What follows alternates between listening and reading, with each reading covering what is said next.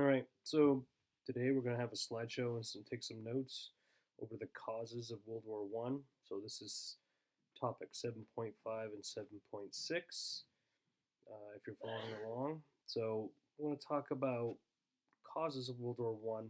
One of them was militarism. Okay, militarism is nations with arms are likely to want to test those arms in combat. Massive buildups in armies and navies. Germany had become Europe's leading industrial power, had become Europe's biggest exporter, but didn't have an empire like Britain. Britain was spread all over the globe. They controlled a quarter of the world's land masses. Germany did not. But Germany feared its neighbors' buildup and its military. But also, everyone feared Germany. Germany was very insecure, knew they could be attacked on the eastern front and the western front. Britain responded by building up its own navy, and then France followed suit by trying to match Germany's 600,000 man army. Russia assembled a 1.3 million man army. From 1890 to 1914, Germany and Austria quadrupled arms spending. The Triple Entente doubled arms spending. So the Triple Entente, we're going to get to alliances right now. Okay, alliances was another cause of World War One. So we have the Triple Entente in red. We have Russia, France, and Britain. You have the Triple Alliance in Italy, Germany, and Hungary, excuse me. And you have the Balkans. You have Serbia and Bulgaria. Okay, then you have aid in yellow. Okay, you have treaty in orange. Okay, and then you have an alliance in green between these countries. Okay, you have the Ottoman Empire, who was associated with these countries over here. So it was, if you think of high school drama on a nuclear scale, okay, this is it. So alliances. So countries signed agreements forming two rival alliances, agreeing to go to war if one another was attacked. Made it possible for a minor dispute to produce a continental war. Okay, so the two major alliances of the Triple Entente and the Triple Alliance. So imperialism. So European powers, well, another cause of World War One was imperialism.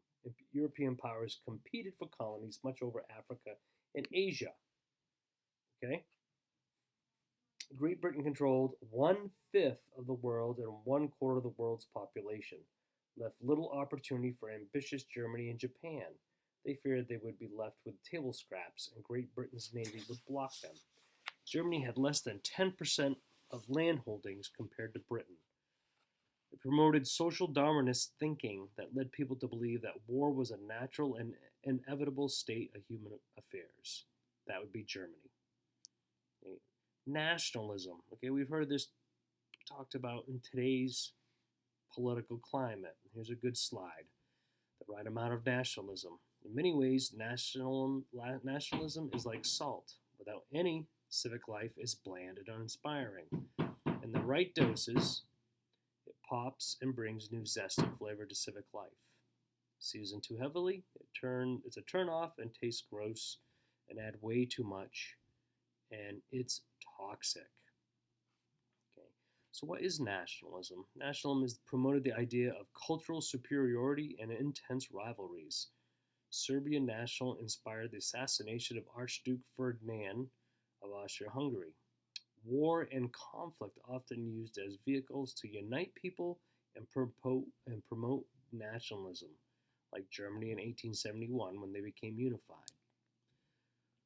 So we have so far causes of World War I: militarism, alliances, imperialism, nationalism, and basically the straw that broke the camel's back is the assassination of Archduke Franz Ferdinand II, okay, of Austria-Hungary. So, after he was assassinated in Sarajevo, all right, Austria blamed Serbia for the assassination, spent a month asking Germans for backing if they made harsh demands and declared war on Serbia on July 28th. Serbian nationalists wanted Bosnia-Herzegovina to break free from Austria-Hungary and join them in joining a Slavic southern nation. Number 2, Russia took role of Serbia's protector and mobilized army prior to Serbia's rejection of Austria's demands. Number 3, as an Austria's ally, Germany told Russia to back down and declared war on Russia on August 1st. Okay? Germany was the first major power to declare war on another major power. And number 4, the Schlieffen Plan. Oops. I need to catch up with the slides. Okay. Here we have Austro-Hungarian Empire, Sarajevo, which was part of the Austro-Hungarian Empire, is where the Archduke was assassinated. Bosnia and Herzegovina. Okay, they wanted to go with Serbia as a Slavic South nation. All right. Von Schlieffen Plan. Here we go. Here's Germany. The Von Schlieffen Plan. This is it. Okay. Called for Germany to knock out France, which is an ally of Russia. Okay, but Germany invaded France through Belgium. Here's Belgium. They went through Belgium to get to France. The French thought they'd come straight through.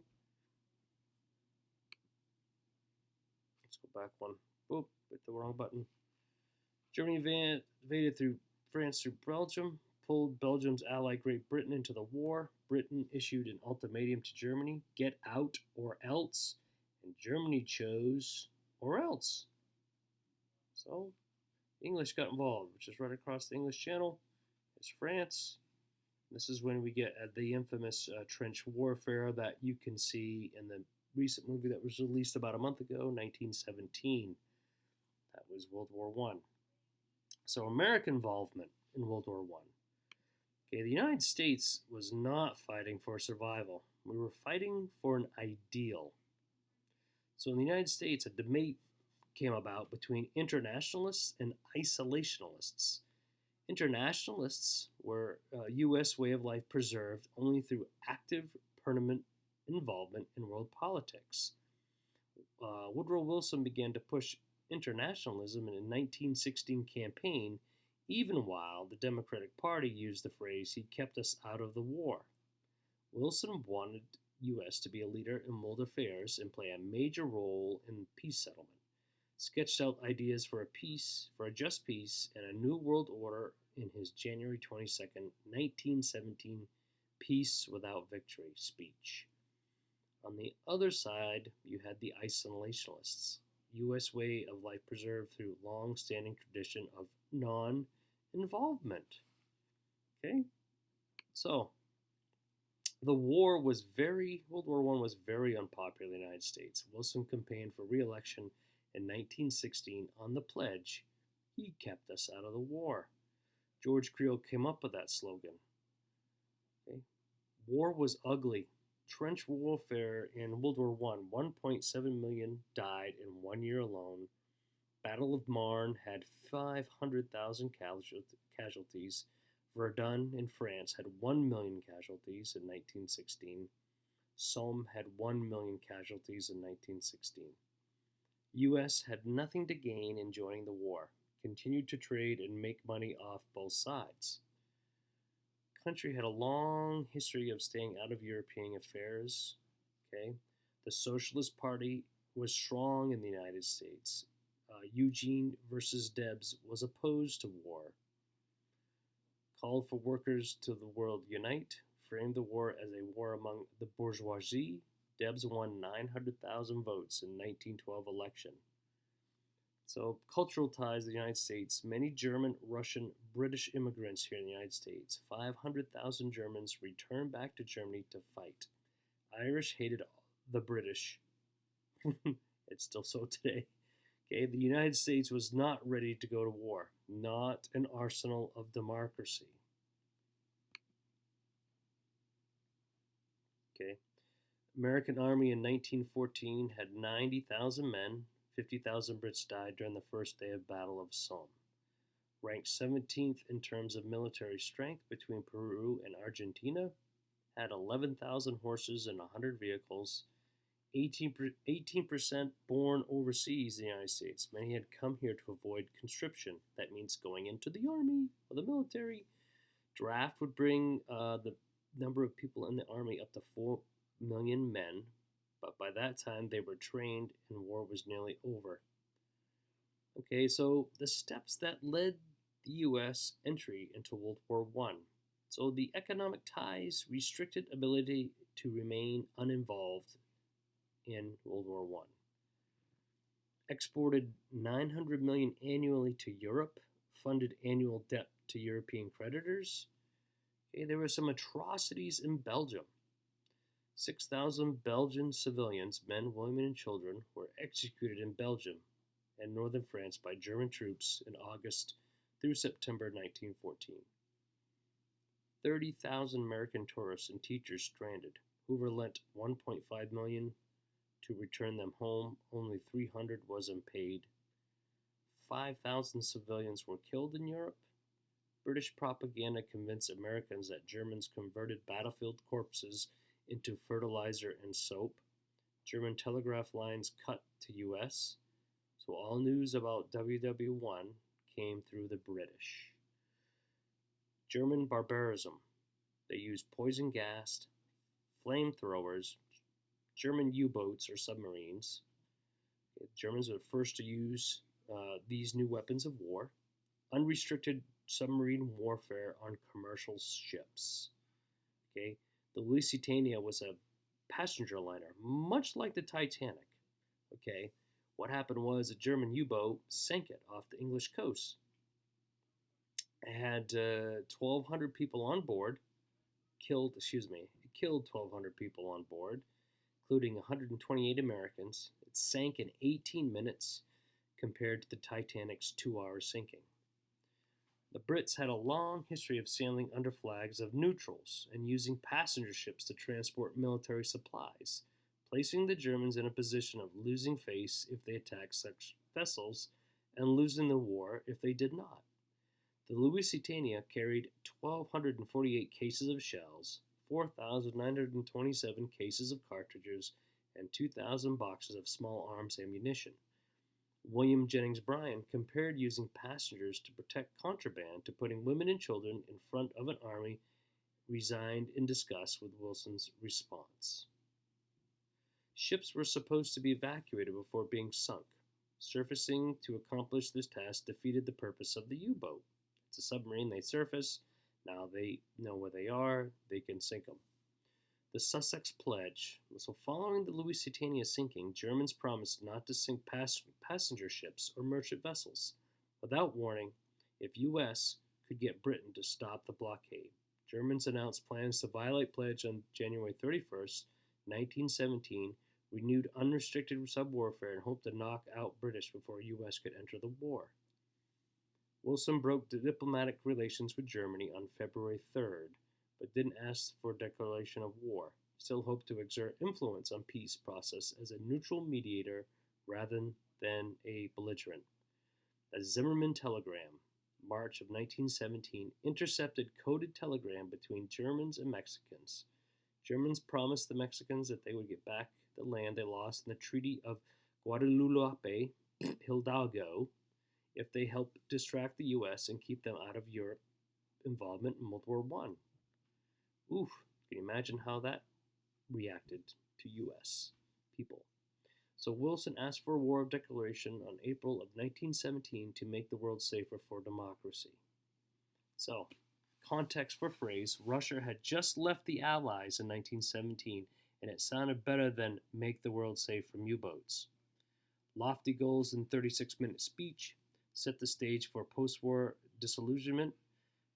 Almost impossible to reach these goals. He also discussed the need for lasting peace built around equal access to markets, raw materials, free navigation, self-determination, and these ideas were put into his famous 14 points. So, speaking about his famous 14 points, January 8th, 1918, Wilson's idealism. U.S. did not fight for survival, we fought for an ideal. So, in his 14 points, here's some of the highlights. No more secret treaties. Lenin had just published secret treaties. That's Vladimir Lenin of Russia. Okay, freedom of the seas. No more U-boat attacks or blockades. Lowering of tariffs. Countries that trade with each other have less incentive to fight each other. Self-determination for colonies. Get Europe to give up imperialism dreams, actually avoiding using this term in the speech to keep imperial allies like Britain on his side, describes something similar. Number 5 is the League of Nations, a new body that could mediate disputes between countries. What's not in the 14 points? Blame. Wilson wanted a just peace, wanted to make it possible to have a peace without victory. Legacy. Even Lenin, Gandhi, and Ho Chi Minh were impressed with the 14 points. Inspired many groups to come to Paris Peace Summit with hopes of freedom and equality. China, Ho Chi Minh of Vietnam, Haiti, the Dominican Republic, African American delegation, Marcus Garvey, hoping to decolonize in Africa. So the United States turned the tide of the war. Why? How? Oops, I'm getting involved. Behind. Okay, selling the war. Sorry, guys. Limiting dissent. American home front. We're looking at the wartime economy. All right. Food for soldiers. Eat more cottage cheese. So, here we go. Oh, went too far. Okay, American home front. During World War I. Selling the war. Cultivating public opinion. Propaganda.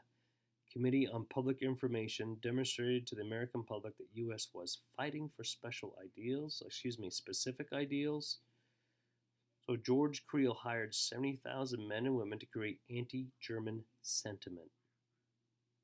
4-Minute Men stood up during 4-minute breaks in movie theaters and delivered canned speeches in favor of the war. So suppressing public opinion, limiting dissent, espionage and sedition acts, led to the arrest of socialists and wobblies, claimed that speaking out against the war and the draft was aiding the enemy. The Palmer raids, 1919, netted 4,000 arrests in one night. If any arrestee was foreign-born, they were deported. German backlash, pressure to change German names, euthanizing of German dogs in Ohio, lynching of German in St. Louis during war, increasing push for prohibition. In April 1917, all males older than 14 who were still natives, citizens or subject of Germany or Austria-Hungary were designated enemy aliens. Women added in 1918 had to report to local sheriff, prohibiting from owning firearm, aircraft, radio, pigeon, not allowed to teach, banned from air travel. National Council for Defense authorized states to create things like Minnesota Commission for Public Safety, had broad powers to protect state and assist in war effort. Monitored farm production, rationed war supplies like fuel, regulated saloons, registered aliens. Minnesota Commission acted on 700 cases of disloyalty. Each county had its own monitoring organization. And in June of 1917, 10,000 gathered for a rally in New Ulm Turner Hall. Leaders were removed from office. So, forging a wartime economy. Asked for voluntary sacrifices rather than control. Herbert Hoover and the Food Administration tried to do meatless Tuesdays, wheatless Wednesdays, avoiding using rationing cards. Fuel Administration, heatless Mondays, lightless nights, gasless Sundays. War bonds were purchased, financed 2/3 of the war. Liberty Loan drives. Only a few examples of forceful government action at this time. The draft, Selective Service Act, called Selective Service to make it sound voluntary, passed on April 2nd, 1917. All males 21 to 30 had to register. Amended in 1918 to 18 to 45. No more substitutes allowed. Segregated white from black. But Mexicans, Native Americans, Asians were integrated with European whites. Daylight savings time was implemented. And the government takeover of railroads. Northern industries began to recruit Southern blacks to fill jobs, and it started the Great Migration. So the end of World War I, the 11th hour, 11th day, 11th month. Okay, this is significant because we still celebrate it today. It's November 11th. Okay, which is 11, 11, 11. November is the 11th month. Okay, 11th is the 11th day of November, and then the 11th hour, the Treaty of Versailles was signed. Wilson became the first sitting president to leave the country and visit Europe, not that revolutionary that at that time. British and French sent their heads of state to lead their delegations. Hailed as a hero in Europe, exuberant greeting misled him to believe allies supported his aims, brought idealistic visions of the 14 points, wanted to secure a liberal peace, a peace without victory. But Britain and France want to punish Germany. France had lost the most, 2 million men. Also, as Germany retreated from France, they destroyed 10,000 square miles of French territory, cut down every tree, poisoned wells, flooded coal mines, destroyed factories. France wanted to dismember Germany and permanently occupy. Wilson thought he could leverage $10 billion the Allies owed to the U.S., misunderstood how that debt worked in both ways. The U.S. economy depended on it being paid off, only a good bargaining chip if you can offer to forgive the loans. Wilson's insistent on including League of Nations charter, and the treaty gave adversaries leverage over him. Wilson hoped that a strong League of Nations in time would modify the harsh terms of the treaty and resolve unsettled issues. The 4 lethal flaws of the treaty. Okay. Coal, iron, steel properties transferred from Germany to France. Rhineland coal mines, Alsace-Lorraine. Prohibited from German use.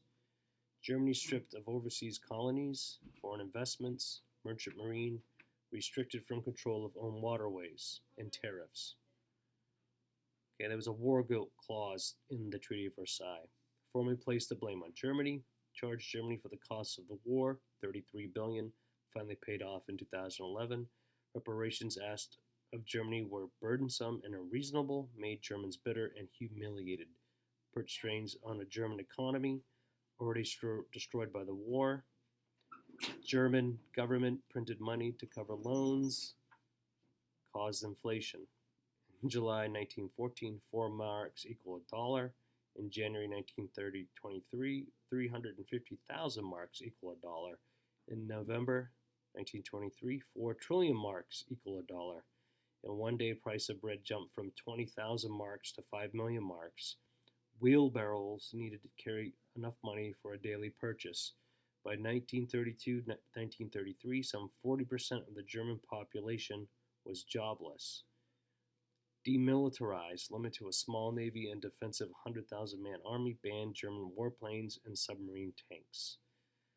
This allowed Hitler to organize an army of veterans who felt betrayed by the civilian leadership who submitted the treaty. Hitler promised to undo war's results, regain lost territory, restore military power. Since no Allied troops were on German soil, when the war ended, many German soldiers felt that the army stood unbroken and unbeaten in the field, felt that the politicians who surrendered and betrayed them were to blame. Okay, League of Nations. Council of 5 victorious World War I powers plus 4 other nations elected by Assembly of all nations.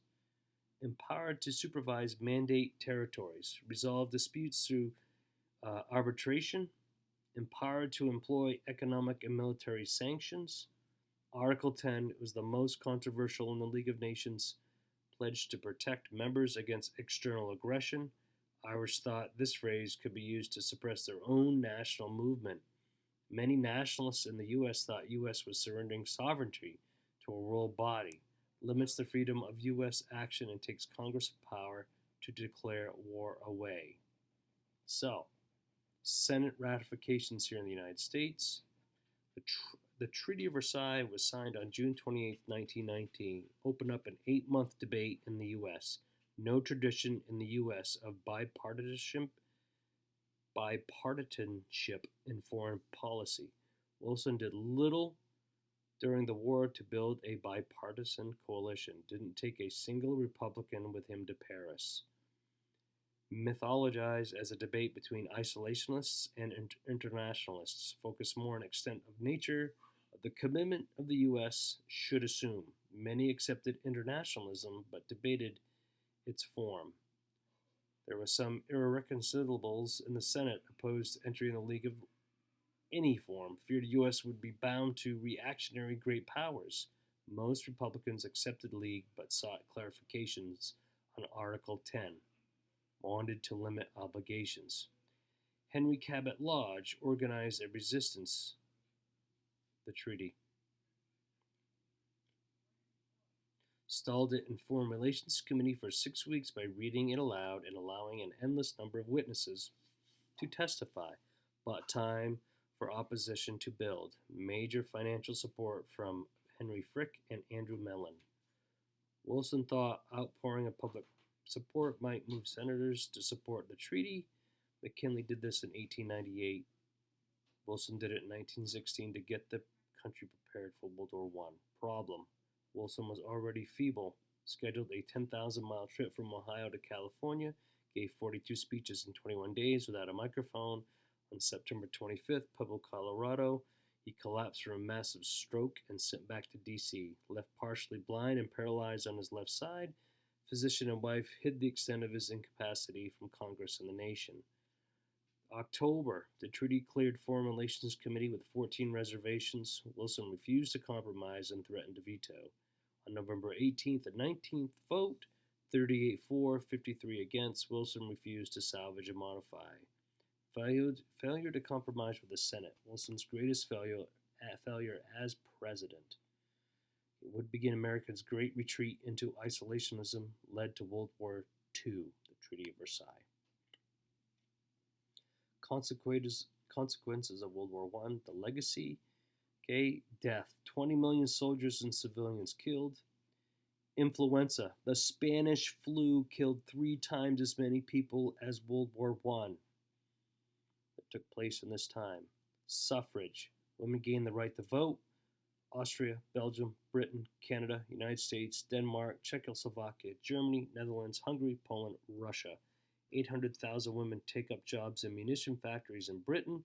War service proves they are capable of full citizenship.